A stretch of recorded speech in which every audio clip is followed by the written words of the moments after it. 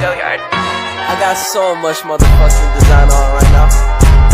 Break it down, bring it back, make it clap. I got 3 old thoughts, new block, where that thing. Bitches on my line, and you know they come straight. Hold up, what it not, 45, scope it cash like whoa. High fucking with these hoes up. Assalamualaikum warahmatullahi wabarakatuh. Perkenalkan, nama saya Nendri Rismanjasta Pratiwi dari kelas 10-4 nomor absen 26. Di sini saya akan membahas periodisasi pasca revolusi dengan materi proklamasi sampai masa pemerintahan Presiden Soekarno. Dimulai dari yang pertama, yaitu proklamasi kemerdekaan. Mendengar kabar bahwa Jepang tidak lagi mempunyai kekuatan untuk membuat keputusan seperti itu pada 16 Agustus, Soekarno membacakan proklamasi pada hari berikutnya.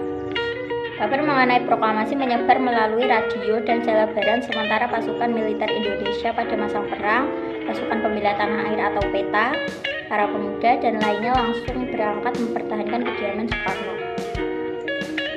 Pada 18 Agustus 1945, Panitia Persiapan Kemerdekaan Indonesia atau PPKI melantik Soekarno sebagai presiden dan Muhammad Hatta sebagai wakil presiden dengan menggunakan konstitusi yang dirancang beberapa hari sebelumnya. Kemudian dibentuk Komite Nasional Indonesia Pusat atau KNIP sebagai parlemen sementara hingga pemilu dapat dilaksanakan. Kelompok ini mendeklarasikan pemerintahan pada 31 Agustus dan menghendaki Republik Indonesia yang terdiri dari 8 provinsi, yaitu Sumatera, Kalimantan, Jawa Barat, Jawa Tengah, Jawa Timur, Sulawesi, Maluku, dan Nusa Tenggara. Dari 1945 hingga 1949, Persatuan Kelautan Australia yang bersimpati dengan usaha kemerdekaan melarang segala pelayaran Belanda sepanjang konflik ini agar Belanda tidak mempunyai dukungan logistik maupun suplai yang diperlukan untuk membentuk kembali kekuasaan kolonial.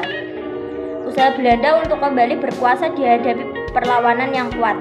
Setelah kembali ke Jawa, pasukan Belanda segera merebut kembali ibu kota kolonial Batavia. Akibatnya, para nasionalis menjadikan Yogyakarta sebagai ibu kota mereka. Pada 27 Desember 1949, setelah 4 tahun peperangan dan negosiasi, Ratu Juliana dari Belanda memindahkan kedaulatan kepada pemerintah federal Indonesia. Pada 1950, Indonesia menjadi anggota ke-60 PBB. Kedua, yaitu demokrasi parlementer. Tidak lama setelah itu, Indonesia mengadopsi undang-undang baru yang terdiri dari sistem parlemen di mana dewan eksekutifnya dipilih oleh dan bertanggung jawab kepada parlemen atau MPR. MPR terbagi kepada partai-partai politik sebelum dan sesudah pemilu pertama pada tahun 1955. Sehingga koalisi pemerintah yang stabil susah dicapai. Peran Islam di Indonesia menjadi hal yang rumit.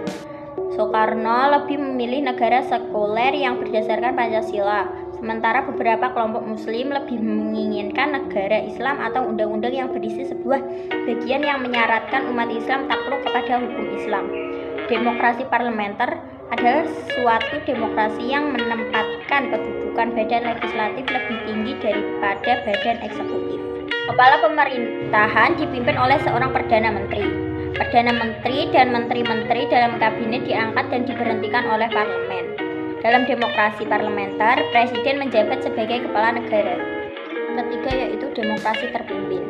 Pemberontakan yang gagal di Sumatera, Sulawesi, Jawa Barat, dan pulau-pulau lainnya yang dimulai sejak 1958, ditambah kegagalan MPR untuk mengembangkan konstitusi baru, melemahkan sistem parlemen Indonesia. Akibatnya, pada 1959, ketika Presiden Soekarno secara unilateral membangkitkan kembali Konstitusi 1945 yang bersifat sementara yang memberikan kekuatan presidensil yang besar, dia tidak menemui banyak hambatan. Dari 1959 hingga 1965, Presiden Soekarno berkuasa dalam rezim yang otoriter di bawah label demokrasi terpimpin. Dia juga menggeser kebijakan luar negeri Indonesia menuju non-blok, kebijakan yang didukung para pemimpin penting negara-negara bekas jajahan yang menolak aliansi resmi dengan blok Barat maupun blok Uni Soviet. Para pemimpin tersebut berkumpul di Bandung, Jawa Barat pada tahun 1955 dalam KTT Asia Afrika untuk mendirikan fondasi yang kelak menjadi gerakan non-blok. Pada akhir 1950-an dan awal 1960-an, Soekarno bergerak lebih dekat kepada negara-negara komunis Asia dan kepada Partai Komunis Indonesia atau PKI di dalam negeri. PKI merupakan partai komunis terbesar setelah Uni Soviet dan Tiongkok. 4 yaitu nasib Irian Barat. Pada saat perjuangan kemerdekaan, pemerintah Belanda mempertahankan kekuasaan terhadap belahan barat Papua Nugini atau Papua. Pada perundingan meja bundar di Den Haag pada 1949, dicapai kesepakatan bahwa status koloni Belanda di belahan barat Nugini atau Papua akan dibicarakan setahun setelah pemindahan kedaulatan dari kolonial Belanda ke Republik Indonesia Serikat yang dilakukan 2 November 1949. Namun setelah perundingan meja bundar mencapai kesepakatan, kolonial Belanda di Nugini mengizinkan langkah-langkah menuju pemerintahan sendiri dan pendeklarasian kemerdekaan penduduk Nugini Belanda pada 1 Desember 1961. Negosiasi susulan antara pemerintah Republik Indonesia dengan Kerajaan Belanda mengenai penggabungan wilayah tersebut dengan Indonesia gagal mencapai kata sepakat. Dan pasukan penerjun payung Indonesia mendarat di Irian dan terjadi pertempuran antara pasukan Indonesia dan Belanda pada 1961 dan 1962.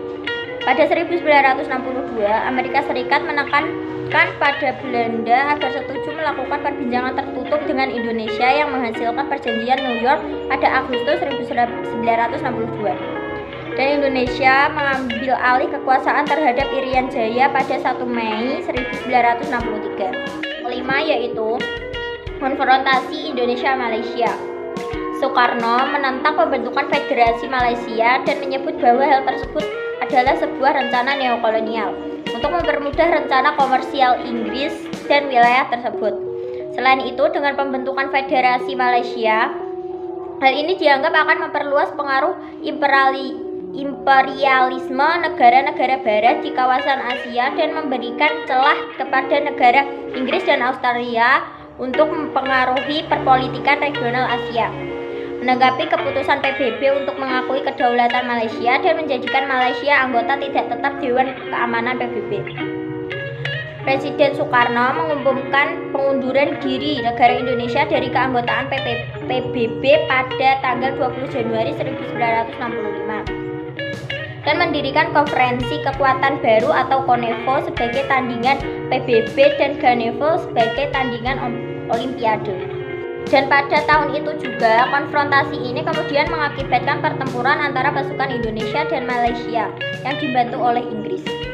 Yang terakhir yaitu Gerakan 30 September.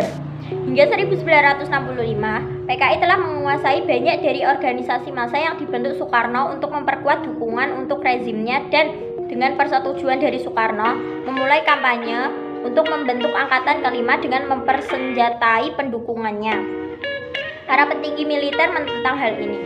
Pada 30 September 1965, 6 jenderal senior dan beberapa orang lainnya dibunuh dalam upaya kudeta yang disalahkan kepada para pengawal istana yang loyal kepada PKI. Komando Strategi Angkatan Darat saat itu, Maijen Soeharto, menumpas kudeta tersebut dan berbalik melawan PKI. Soeharto lalu menggunakan situasi ini untuk mengambil alih kekuasaan. Lebih dari puluhan ribu orang-orang yang dituduh komunis kemudian dibunuh. Jumlah korban jiwa pada 1966 mencapai setidaknya 500.000 yang paling parah terjadi di Jawa dan Bali.